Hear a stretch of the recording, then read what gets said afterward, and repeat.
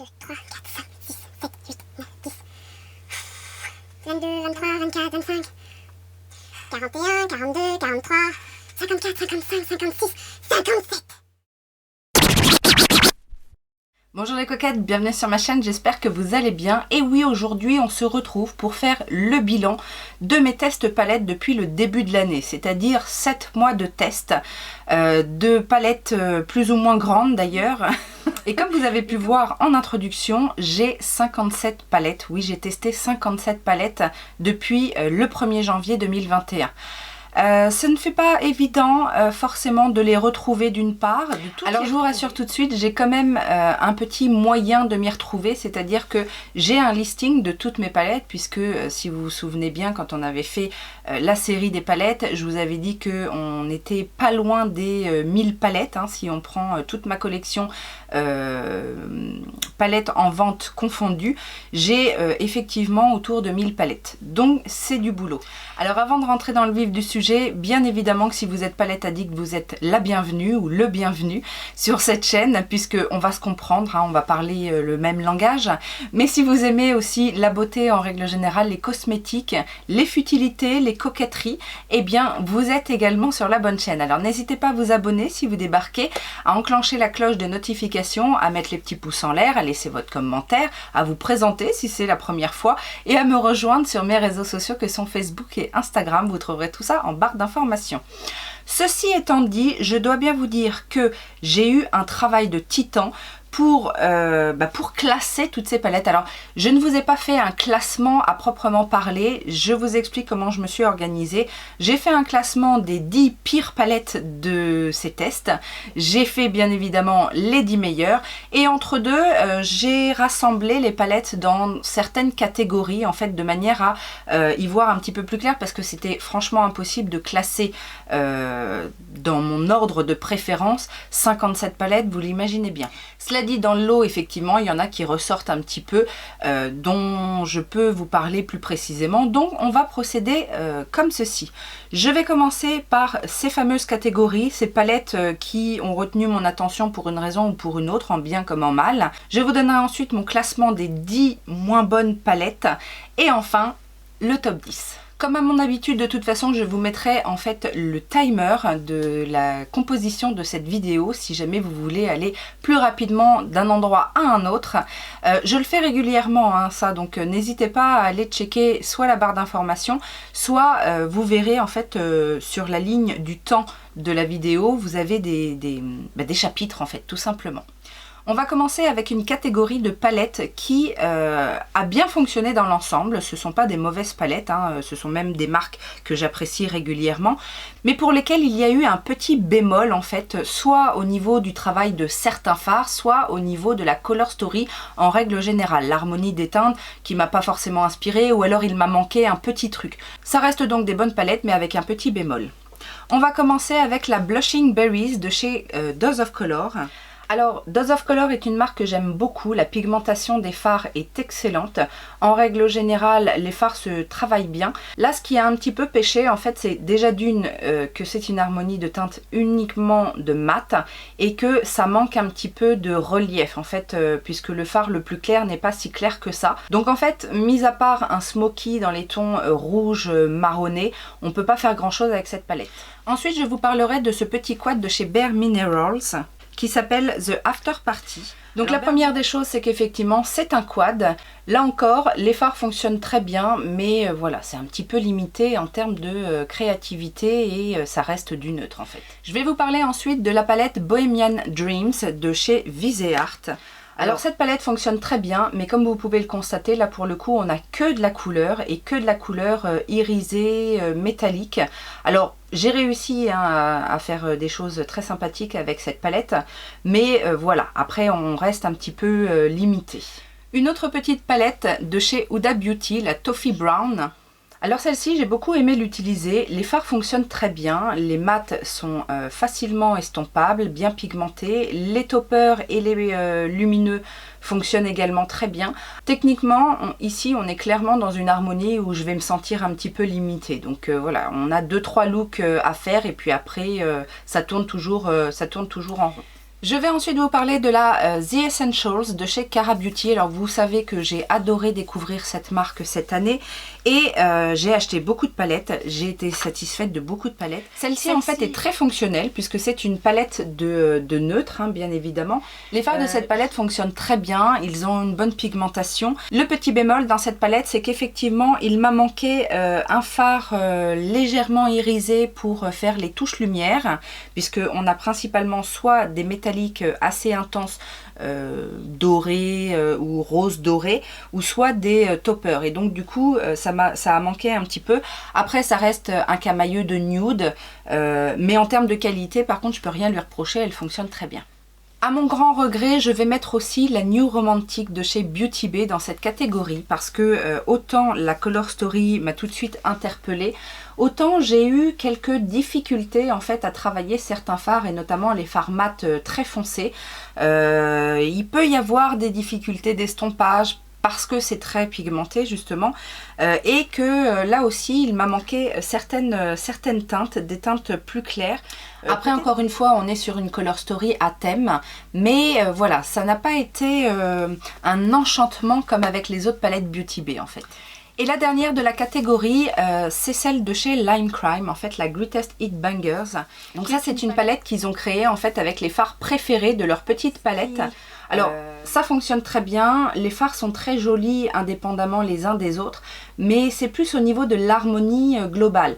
Alors forcément, comme c'est une palette qui a été composée avec des couleurs qui existaient déjà dans d'autres harmonies, c'est peut-être ça aussi qui fait que la palette paraît un petit peu déséquilibrée et en tout cas ne m'a pas transcendée en termes de créativité. La deuxième catégorie, ça va être les palettes qui fonctionnent très bien, où je n'ai rien à redire, ça fonctionne, les harmonies sont très bien faites, sont très bien composées, ça peut être des palettes utilisables pour tous les jours.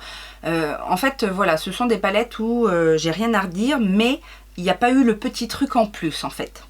Donc je pourrais mettre dans cette catégorie une des palettes Amorous que j'ai testées, qui s'appelle la Femme Fatale, qui est dans des tons assez neutres, mais avec quelques petites touches de scintillement, de duochrome, de paillettes. C'est une palette très agréable à utiliser et qui fonctionne assez bien. J'en ai parlé il n'y a pas très longtemps puisque je vous ai fait une revue sur la marque Charlotte Tilbury, je vous la mets en petit si vous ne l'avez pas vue, et je mettrai dans cette catégorie également la Pillow Talk Instant Eye Palette, qui est une palette en fait de neutre de tous les jours, qui va être facile à travailler, mais où il ne va pas y avoir effectivement de fard wow qui va faire sortir la palette du lot. Donc c'est pour ça que je la mets dans cette catégorie là. Une petite palette de la marque Ofra dans la catégorie signature. Donc ce sont des palettes 5 fards, donc dans des harmonies différentes. Et là j'ai la Empowered qui est dans ces tons un peu vert, kaki, etc.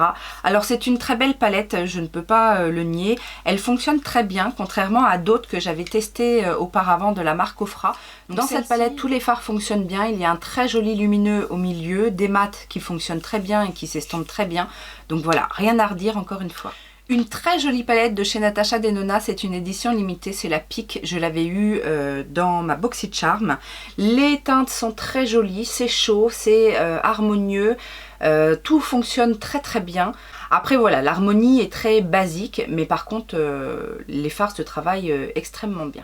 J'ai testé aussi la marque Lethal Cosmetics, hein, qui est une marque indépendante, et je mets dans cette catégorie la palette Jolina que j'ai testée.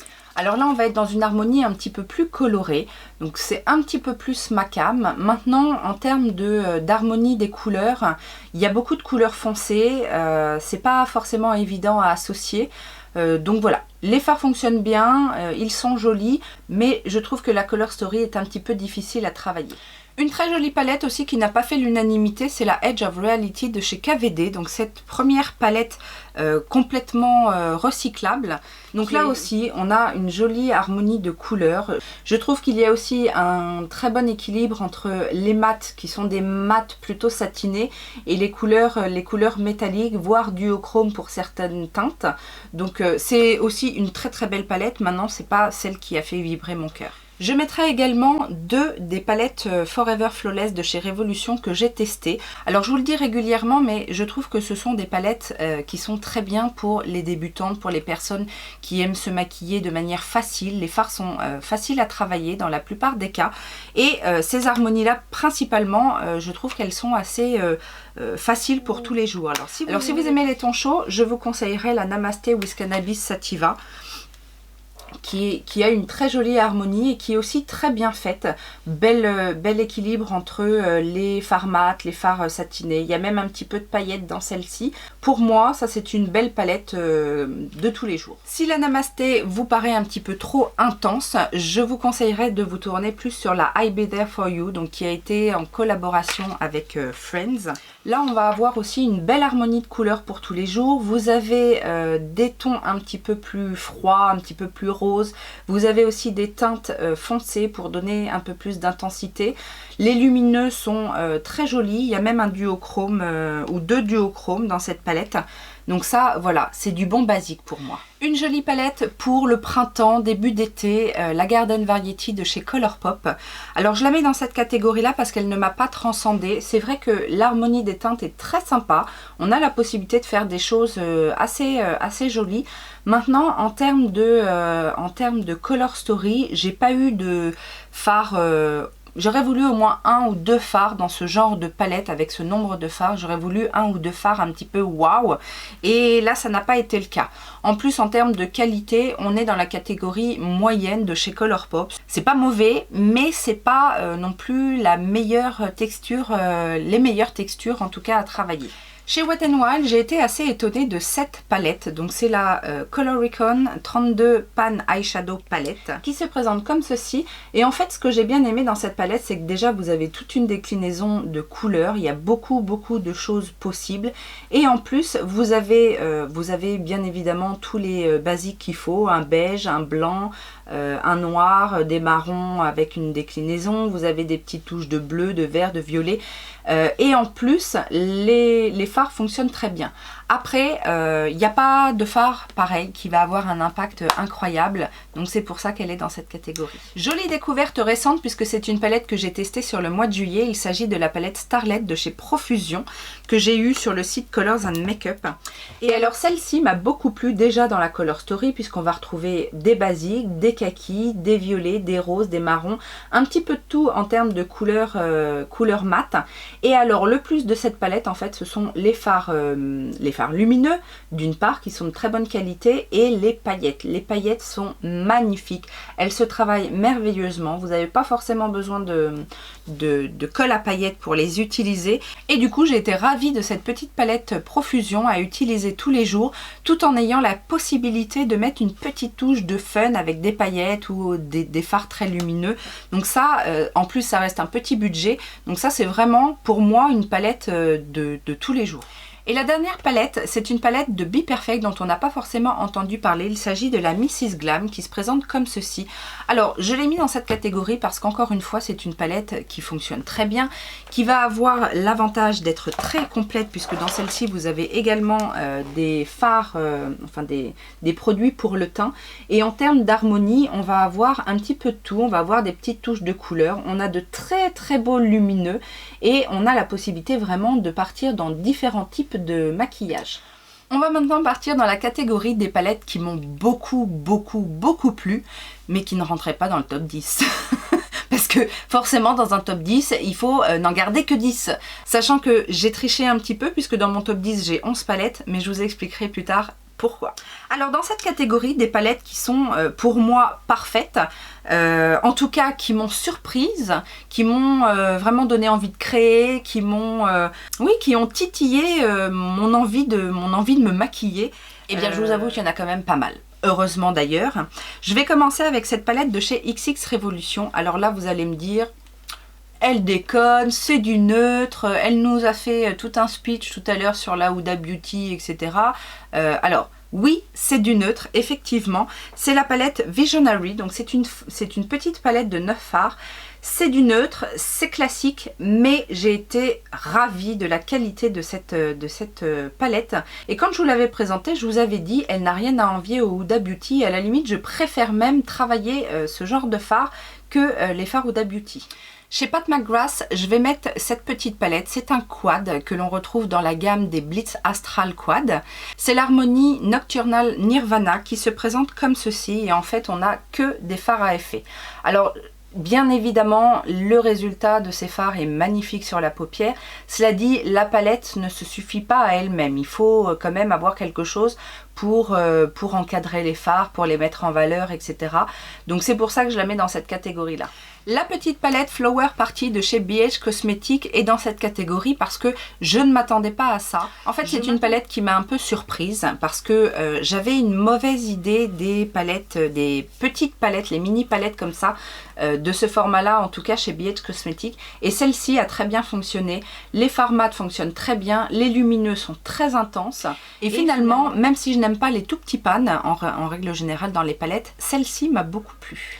Dans la catégorie harmonie assez classique, on va dire, mais qui a ce petit truc en plus dans les lumineux ou dans l'intensité des fards mat, je vais mettre la palette Boudoir Noir de chez Colourpop parce que elle a effectivement, alors déjà une très jolie harmonie de neutre doré, mais on va retrouver aussi certains fards avec des petits sous-tons kaki et ça en fait toute la différence en fait. Et j'ai beaucoup aimé travailler cette palette-là.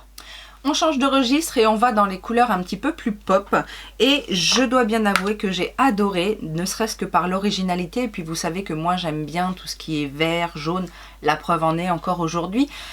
J'ai beaucoup aimé la petite palette de chez Kimchi Chic, la Virgin Morito, qui est dans ces tons justement vert, jaune, et où on va avoir des déclinaisons en mat, en satiné et en irisé. Et les fards fonctionnent très bien, c'est un petit format, ça a le petit côté un petit peu pop, et je dois bien avouer que j'adore les Morito. Dans le même genre, Color Story très vitaminé, très punchy, et ben, je vais mettre la Orange Pop de chez Cara Beauty. Donc c'est une harmonie très chaude, très intense. La pigmentation des fards Cara Beauty est vraiment très très bonne. On va avoir de très beaux métalliques. On a également des belles paillettes dans cette palette. Donc j'ai adoré effectivement faire ces looks très très chauds avec ces teintes. Vous savez qu'en général, je ne suis pas une grande fan des petites palettes. Moins de 6 fards, ça a un petit peu de mal à être dans mes top palettes. Mais je dois bien avouer que cette palette de chez Natasha Denona a une harmonie incroyable et j'ai adoré l'utiliser. Alors encore une fois, c'est une palette que j'ai eue sur BoxyCharm et je crois qu'elle est en édition limitée. Mais mon Dieu que je ne regrette pas parce que j'ai vraiment adoré. Donc son nom c'est Jubilé et là-dedans on a tout. On a la texture des fards merveilleusement faciles à travailler de chez Natasha Denona. On a des fards un peu crémeux, on a des fards avec une intensité folle comme ce bleu là qui peut avoir des reflets un petit peu verts quand on les tire. Et alors ce magnifique fard lumineux, duochrome, un peu mint et magnifique sur la paupière. J'ai été l'une des rares personnes à être étonnée par la Pumpkin Spice de chez Too Faced. Après moi je n'avais pas eu la Gingerbread et la Gingerbread Spicy, donc j'avais pas forcément de référence par rapport à ça et j'ai adoré l'harmonie de cette palette. Donc qui se présente comme ça, qui est aussi encore assez chaud, assez épicé. Et même si les fards lumineux demandent un petit peu de travail, moi j'ai réussi à avoir de très jolis résultats avec cette palette. Donc voilà, elle m'a surprise. Alors c'est loin d'être une nouveauté, mais moi je ne l'ai testé que cette année. C'est la Soft Glam de chez Anastasia Beverly Hills. Alors forcément il n'y a pas eu de coup de cœur sur la Color Story puisqu'elle est assez basique, mais on doit bien avouer que ça reste du classique incontournable et que l'harmonie fonctionne très bien. Donc quand on aime les teintes neutres, le côté assez chaud des harmonies, là on a tout ce qu'il nous faut et on s'en sort toujours en fait avec ça. On va rentrer dans les harmonies un petit peu plus spéciales et j'ai adoré la Color Story de cette palette Forever Flawless de chez Revolution, la Enchanted. Je vous avais dit que je ne l'avais pas forcément vue passer quand elle est sortie. C'était une édition limitée pour le dernier Halloween, je crois. Mais alors, j'ai adoré. Et puis alors, quelle intensité dans les fards. Les fards sont crémeux, ça se travaille bien. Les couleurs sont très originales finalement. Et du coup, celle-ci, je ne regrette vraiment pas de l'avoir achetée. Alors, ça reste du Révolution, c'est-à-dire qu'on n'est pas sur des textures excellente. Et notamment les mats, certains mats peuvent être un petit peu voilà, constructibles, on va dire. C'est-à-dire qu'on n'a pas forcément l'intensité au premier passage. Mais par contre, je me suis éclatée à créer des looks avec cette palette. Une autre surprise, on reste toujours dans le groupe Révolution, mais cette fois chez XX Révolution, avec cette gamme de palettes. Donc là, j'ai la Vortex, donc avec ce magnifique design en velours. C'est très agréable. Et voilà la Color Story. Alors je vous disais que cette palette me faisait beaucoup penser à une des palettes de chez Spongeac, la Caftan il me semble, avec ses harmonies de turquoise mélangées avec du rouge rouille, du marron. Mais en termes de qualité... alors là, bien évidemment, on est au-dessus, par exemple, des Forever Flawless. Je n'ai eu aucun souci à utiliser les fards. Même le noir est un fard qui fonctionne bien. J'aime bien aussi le fait qu'il y ait des turquoises, des bleus-verts avec du gris, du noir, du rouille. J'ai été assez étonnée en fait par cette palette et du coup, elle m'a laissé un bon souvenir, quoi. Il fallait bien une palette Natasha Denona dans cette catégorie et donc j'ai décidé de mettre la Zendo palette qui est une très belle palette. J'aime beaucoup l'harmonie, je vous avais dit, j'aime beaucoup le fait qu'il y ait du chaud et du froid dans cette palette. Alors c'est pas une palette qui m'a déçue parce que je m'attendais un petit peu à ça, mais je rejoindrai mes camarades qui disent qu'il manque un petit chouïa de waouh dans cette palette, un petit fard très lumineux ou très du haut chrome, etc. Ça aurait été bienvenu. C'est vrai que les fards satinés métalliques sont assez doux dans l'ensemble dans cette palette et voilà, c'est peut-être ce qui pêche, mais en termes de qualité et d'harmonie de couleurs, j'ai adoré la Zendo. Je ne pouvais pas mettre toutes mes palettes Cara Beauty dans mon top 10 forcément, donc j'en ai beaucoup dans cette catégorie là parce que Cara Beauty c'est vraiment une marque qui m'a surprise cette année et où j'ai été ravie, et puis sur toutes les palettes que j'ai testées. Donc je vais mettre la Make a Statement dans cette catégorie. C'est une palette assez surprenante on va dire, où vous allez avoir une déclinaison de fards roses, de fards bleu-vert, des kakis. Il y a de magnifiques paillettes jaunes.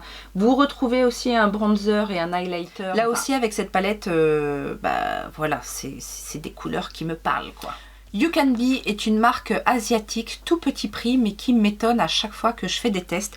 Et bien évidemment dans cette palette je vais mettre la Fruit Pie Feeling qui est une palette très colorée, qui n'a rien à envier aux grandes palettes colorées comme Colourpop, etc. D'ailleurs elle me fait penser à une des palettes Colourpop et franchement tout fonctionne bien, les lumineux sont très jolis, les mats sont bien pigmentés et s'estompent bien entre eux, donc rien à redire. Une très jolie palette de chez BH Cosmetics, j'ai eu un petit peu de mal à l'avoir mais finalement j'ai fait une très bonne affaire et je ne regrette rien. Il s'agit de la Naughty. Alors c'est une édition limitée, c'était la palette de Noël, mais quelle belle harmonie. Puis alors là, avec toutes ces couleurs, là on peut tout faire. Là encore, on a de très beaux mats, des teintes un petit peu particulières, on a des très beaux lumineux également. On a même un petit peu de paillettes pressées, mais des paillettes très fines, qui ne sont pas forcément les plus faciles à manipuler, mais en tout cas cette palette est très jolie. Tiens, encore du Cara Beauty avec la Desert Oasis. Donc c'est une grande palette comme ça, assez sobre on va dire, dans un packaging noir, mais alors à l'intérieur vous avez... tout ce que j'aime et surtout tout ce que j'aime en automne en fait, parce que vous allez avoir des marronnés, des orangés, des prunes, des bleus, des teals un petit peu. Vous avez de très beaux lumineux, il y a tout ce qu'il faut, il y a un nombre important de fards, donc ça c'est le genre de palette, c'est le genre de palette, moi c'est... Pour tout vous avouer, moi ça c'est le genre de palette que j'aime bien utiliser tous les jours parce que je vais trouver tout ce que j'aime, je vais pouvoir composer entre les mats, les satinés, les irisés, les métalliques, voilà, il y a vraiment de tout et en plus très bonne qualité. Et enfin, la dernière de cette catégorie, eh ben, c'est une palette Morphe. Bah oui, il n'y en avait pas eu jusqu'à présent. D'ailleurs, c'est la seule palette Morphe que j'ai testée depuis ce début d'année, alors que j'ai beaucoup de palettes à tester dans cette marque. Il s'agit de la Sweet Oasis, donc la 35S, qui pour le coup, eh ben, justement, est très estivale. Et alors, je vous avais dit quand je vous ai présenté cette palette que j'avais été surprise parce que quand on ouvre cette palette, ce qu'on voit, c'est beaucoup les roses, les bleus. Donc c'est pour ça qu'elle nous fait beaucoup penser à l'été, la mer, le soleil, etc. Alors qu'il y a aussi une grande partie des fards qui est très neutre, très simple et du coup ça la rend très versatile. On en a terminé avec ces catégories intermédiaires et on va passer maintenant aux choses qui fâchent, c'est-à-dire le pire du pire. Vous savez que moi je teste toutes sortes de produits, de marques, que ce soit des petits prix, des prix luxueux, etc. Vous voyez aussi que j'en teste beaucoup, donc des fois mon jugement il est sur des caractéristiques assez subtiles. Donc j'ai très peu de produits où ça a été une catastrophe. Je vais vous dire franchement, je n'ai que 2 palettes dont je vais dire du mal. Sinon le reste, voilà, ça fonctionne quand même. Il y a des avantages et des inconvénients un petit peu dans tout. Vous l'avez vu dans ces différentes catégories. On ne peut pas tout aimer non plus. Et on a certaines affinités, forcément. Les moins bonnes palettes que j'ai testées depuis ce début d'année, c'est en 10e position la palette de chez Relove. Je vous l'ai dit, je n'ai pas aimé travailler ces fards. C'est une petite palette, certes, où il n'y a pas beaucoup de fards, mais j'ai d'autres petites palettes où on a autant de fards et pourtant j'arrive à faire des choses assez sympas. Là, ce qui a vraiment pêché, c'est que les mats ne sont pas super pigmentés et les lumineux n'ont aucun effet en fait. Ils sont durs à travailler, ils sont durs à prélever et franchement pour le prix, on peut aller ailleurs sans aucun souci.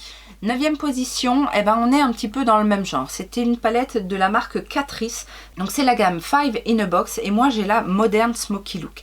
Alors oui, forcément 5 fards, je m'attendais pas à une découverte phénoménale, mais là en plus on a du mal à travailler les fards. C'est pas, les lumineux n'ont pas d'impact, les mats sont soit pas pigmentés ou soit trop poudreux, etc. Bon, je ne suis pas une grande fan, hein, je vous l'avais déjà dit, de la marque Essence et Catrice. Je me laisse parfois tenter dans des collections éphémères, mais c'est pas, voilà, c'est pas ce vers quoi je vais le plus facilement parce que voilà, pas de plus-value en fait. Alors maintenant on arrive dans les palettes où voilà, fallait faire un choix. Et je vous dis, c'était pas évident. Et c'est là que je me rends compte qu'effectivement, je suis très attachée à mes palettes et que je suis vraiment une palette addict. Parce que même si j'ai pas eu de frétillement à l'utilisation des palettes, je ne peux pas leur trouver que des mauvais points. C'est un peu le cas de cette palette que j'ai testée ce mois-ci justement de la marque Soda. Donc Soda, c'est une marque petit prix qui a débarqué chez Beauty Bay, chez Boozy Shop. Et on trouve ce genre de palette assez complète. Donc moi j'ai la Create Yourself et qui a cette harmonie là.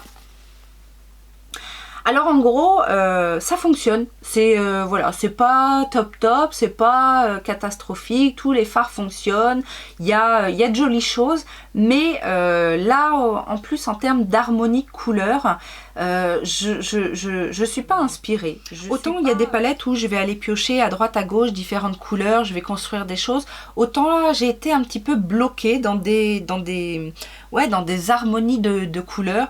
Et alors ça vaut ce que ça nous coûte, c'est-à-dire que faut compter une quinzaine d'euros je crois pour la palette, ça vaut pas plus, ça pourrait être moins hein, bien évidemment. C'est sympa pour les débutantes et encore je trouve que c'est pas très pédagogique comme palette. Il y a des palettes à moindre coût qui vont être plus pédagogiques pour les débutantes justement en termes d'association de couleurs. Je vais mettre également cette palette de chez Beauty Creation, donc c'est la Ruby, c'est un grand format.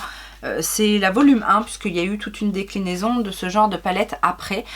C'est une palette qui fonctionne bien aussi, qui est une palette aussi facile à utiliser tous les jours. Là, le reproche que je vais lui faire, c'est qu'on a beaucoup trop de teintes qui se ressemblent, que ce soit dans les mats, dans les foncés, dans les irisés. Après, au niveau des irisés, on est sur voilà, le minimum requis pour moi. Il n'y a pas de fard très intense, très lumineux, etc. Donc elle arrive en 7e position sans grand regret, on va dire. Une toute petite palette et c'est peut-être ça aussi un peu le problème. Au tout début de mes achats Kimchi Chic, je m'étais laissée tenter par cette petite palette qui est un petit format d'une palette, la première palette qui a été créée par la marque, je crois. Donc c'est la Mini Me et elle se présente comme ceci. Alors en soi l'harmonie était plutôt sympa, j'aimais le fait qu'il y ait des neutres avec quelques pops de couleurs et notamment le fait qu'il y ait un rose, un bleu et en mat et en lumineux. Mais pour le coup déjà le format est vraiment très petit, les pans sont très petits. Dans les neutres on a beaucoup de couleurs qui sont vraiment subtilement déclinées en fait, on n'a pas de grosses différences de teintes et les lumineux du coup il y en a trop peu finalement, donc voilà, c'est une petite déception. En 5e position, une Forever Flawless qui m'a déçue. C'est la Chilled with Cannabis Sativa. C'est une palette que j'ai longtemps voulu parce que l'harmonie me donnait très envie dans ces teintes vertes, etc. Et puis quand je l'ai eu entre les mains, eh ben j'ai pas aimé. J'ai pas aimé la texture des fards, j'ai été bloquée en termes de créativité. Les fards marronnés sont un petit peu trop limites. Ça n'a pas été facile en fait, donc c'est l'inconvénient et pourtant j'ai pas forcément de mal à manipuler les verts en règle générale, les paillettes et là notamment les paillettes de cette palette ne sont pas très fines et pas faciles à manipuler.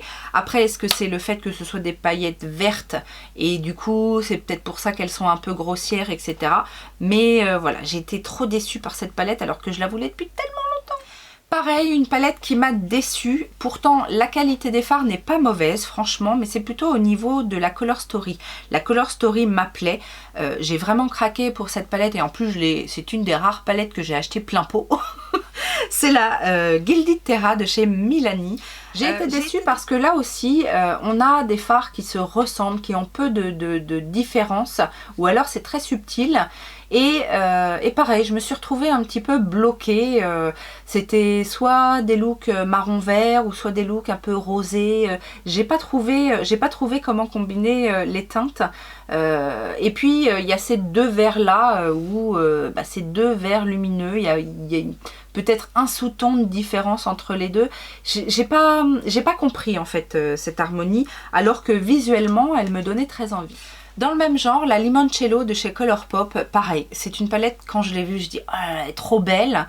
Et puis je l'ai eu entre les mains et là, il s'est pas passé grand chose.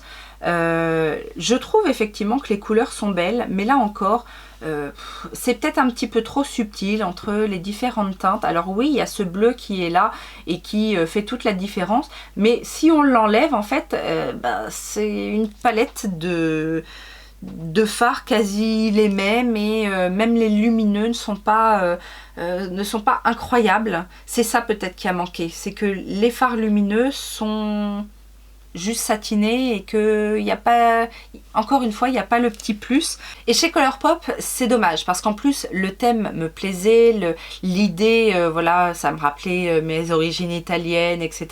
Et du coup, bon, il y avait peut-être un affect derrière, mais c'est une palette qui m'a déçue. Une autre déception, et celle-ci je la mets en 2e position parce que je m'attendais vraiment à mieux, que c'est une marque qui n'est pas donnée et que j'ai eu des problèmes en fait, alors pas à travailler les fards, ça se travaillait relativement bien, mais c'était en termes de tenue, ça faisait du boogie boulga en fin de journée, c'était bien en dessous de mes attentes. Il s'agit de la palette Velvet Dusk de chez Lethal Cosmetics. Alors là encore, c'est vraiment dommage parce que l'harmonie me plaît vraiment beaucoup.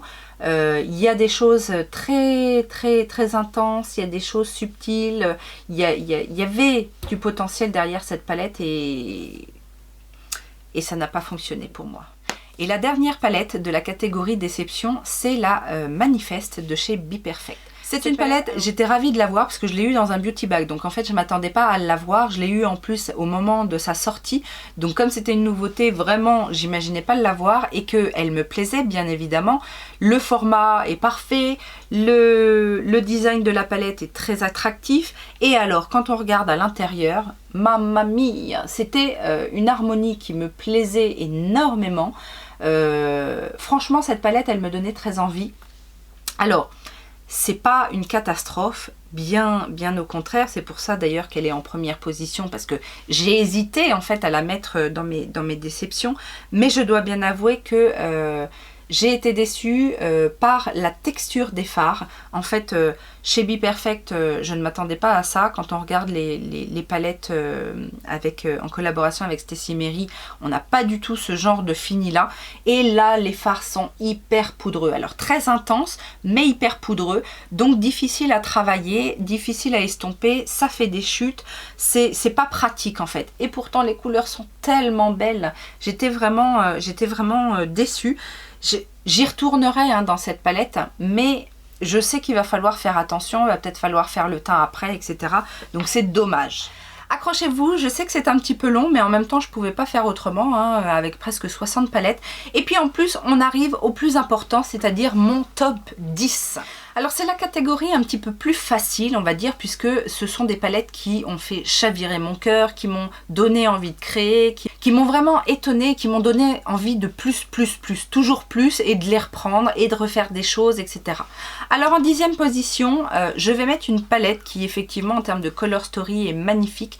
J'ai été très étonnée parce que je m'attendais pas à ça de la part de cette marque-là, mais j'ai adoré les looks que j'ai fait avec.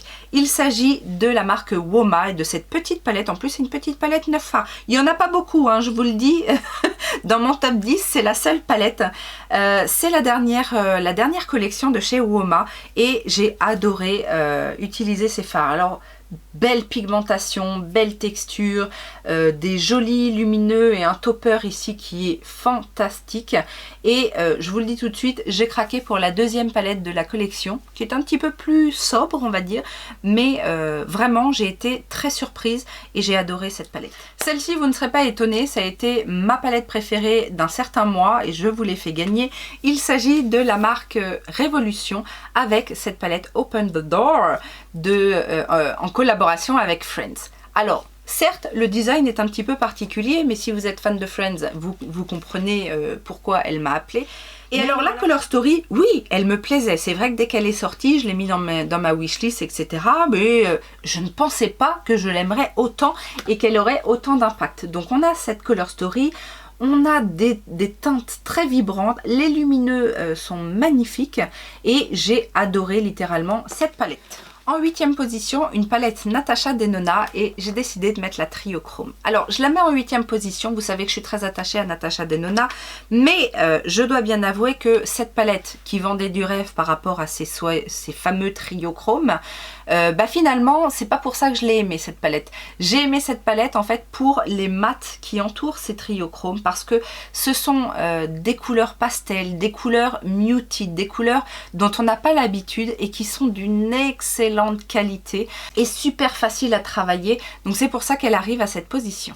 7e position, Cara Beauty. Eh oui, je vous ai dit, j'ai adoré cette marque et j'ai notamment adoré les color stories de cette marque et principalement dans les dernières sorties, la Life of the Fiesta est l'une de mes préférées. En termes de color story, en termes de qualité des fards, elles ont à peu près toutes la même qualité. Et ça c'est remarquable parce que c'est pas le cas de toutes les marques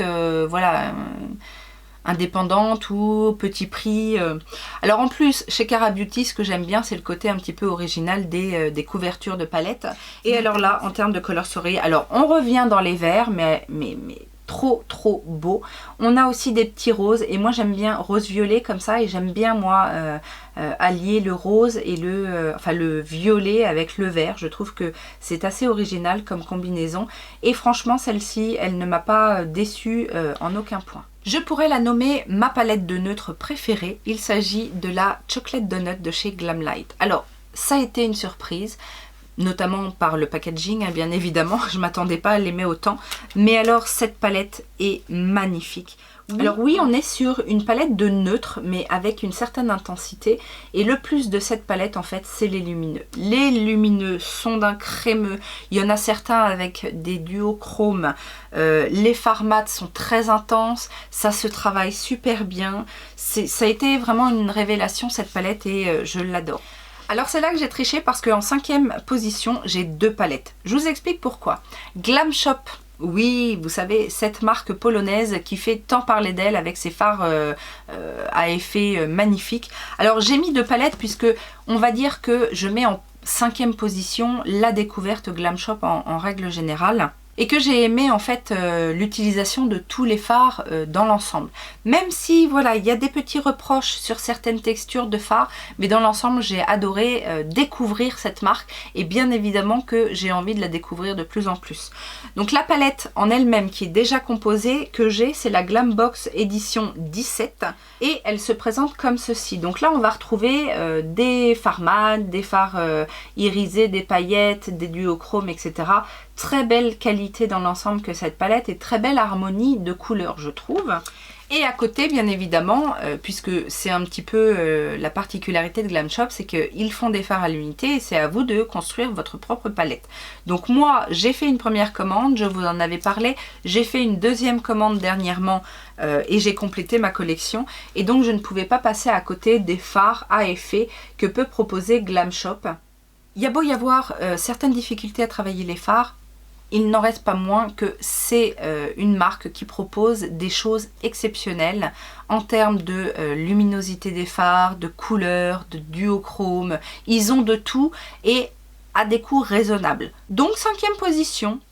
En 4e position, eh bien, la Love Tahiti de chez Be Perfect en collaboration avec Stacey Marie, la 3e édition finalement. Eh ben, parce que ça répond à toutes mes attentes. De la pigmentation, une bonne texture de fard, une color story colorée de folie et forcément j'ai adoré utiliser cette palette, j'ai adoré composer avec, c'est vibrant, c'est intense et en même temps il y a une facilité de travail avec les fards. Le seul petit regret que j'ai, c'est peut-être qu'il y a un peu moins de fards lumineux et à effet que j'espérais, mais cela dit ça reste une très très bonne palette. Top 3 les amis, et il va y avoir de la couleur, ça va péter dans tous les sens parce que vous allez en avoir plein les yeux parce que ce sont des palettes ultra colorées parce que c'est moi, ça me fait vibrer moi, même si j'arrive à m'éclater avec des neutres, avec des couleurs beaucoup plus portables tous les jours. Moi ce que j'aime c'est la couleur, l'intensité, alors l'intensité mais qui se travaille bien, qui peut être aussi versatile, c'est-à-dire que j'aime la pigmentation dans les fards mais je veux pas galérer à les utiliser. 3e position, je mets la Fury 2.0 de chez Beauty Bay. Quelle belle palette! Alors si vous aimez les couleurs chaudes, les couleurs vives, mais aussi la possibilité de faire des choses beaucoup plus portables tous les jours, eh ben regardez-moi ça. Là, on a des roses, des oranges, des jaunes qui sont merveilleux. Et puis après, toute une déclinaison de marron. Il y a même des teintes un petit peu qui tirent un peu sur le mauve, le prune. On a tout ce qu'il faut en termes de basique. Encore une fois, des beiges, mat, irisés, ton chaud, ton froid. On a du noir, on a du marron très très foncé. On a quelques duochromes, pas beaucoup, et puis légèrement duochrome. Hein. C'est pas des super duochromes top de chez top, mais on a quand même un petit travail de duochrome sur certaines teintes. Ça se travaille bien, c'est très pigmenté. Bon, il y en a qui sont peut-être un petit peu poudreux, mais notons aussi que c'est une palette à moins de 30 € pour 42 fards et que ça, indéniablement, c'est un très très bon rapport qualité-prix. Une révélation pour moi en fin d'année dernière. Alors j'ai testé une palette de la marque en fin d'année et j'en ai testé une en ce début d'année et j'ai été ravie de la qualité pour l'une comme pour l'autre. Je dois dire que j'ai une petite préférence pour celle-ci, mais ça se joue à très peu. Il s'agit de la marque Made by Mitchell qui a été créée dernièrement par l'influenceur Mitchell. Et j'ai ici la Fit on the Ground qui est une merveille. Mais quand je vous dis une merveille, c'est une merveille. C'est-à-dire que là aussi, on a la pigmentation, on a une texture parfaite des fards, on a une harmonie de teintes incroyable, très originale, très inspirée, je dirais. Et on a de la quantité, on a un joli packaging. Alors, joli, ça dépend des goûts bien évidemment, mais il y a de la recherche derrière. C'est dans une petite pochette comme ça qui va protéger. Voilà, en fait tout est bon pour moi dans cette palette, dans cette marque. Je trouve que ça a été une jolie réussite. C'est une palette qui coûte une 50aine d'euros, mais que maintenant on peut avoir en promotion, plus ou moins. Ça les vaut largement, je trouve. Il y a un miroir dedans. Enfin, bref, je suis amoureuse de cette palette. Je ferai peut-être des infidélités avec la numéro 1, mais vraiment, ça a été un gros coup de cœur. Alors je pense que 90% d'entre vous ne seront pas étonnés puisque ma palette numéro 1 de cette première partie 2021, il s'agit de la Circo Loco de Natasha Denona. Et oui, elle a encore gagné cette Natachou, mais que voulez-vous? Le design de la palette, le fait que ça a été créé aussi avec une partie de vie de Natasha Denona, tout ça fait que, en plus, bon, on est d'accord que c'est original, c'est beau. Ce qui m'a surpris en fait dans cette palette, c'est que oui, on a des couleurs très intenses, un petit peu. On a l'impression que ça part à volo dans la création des teintes et en fait, elles se marient toutes très bien. Elles sont d'une intensité, d'un crémeux. Même les fards les plus clairs sont impactants tout de suite. J'ai adoré travailler cette... Alors je vous ai fait une revue, bien évidemment. Si vous ne l'avez pas vue, je vous la remets ici. Mais c'est la palette qui m'a le plus inspirée et avec laquelle j'ai eu le plus de plaisir à travailler les fards et à me maquiller en ces 7 premiers mois de l'année. Voilà. Ça y est, on est arrivé au bout. J'espère que ça vous a plu. J'espère que c'était pas trop long.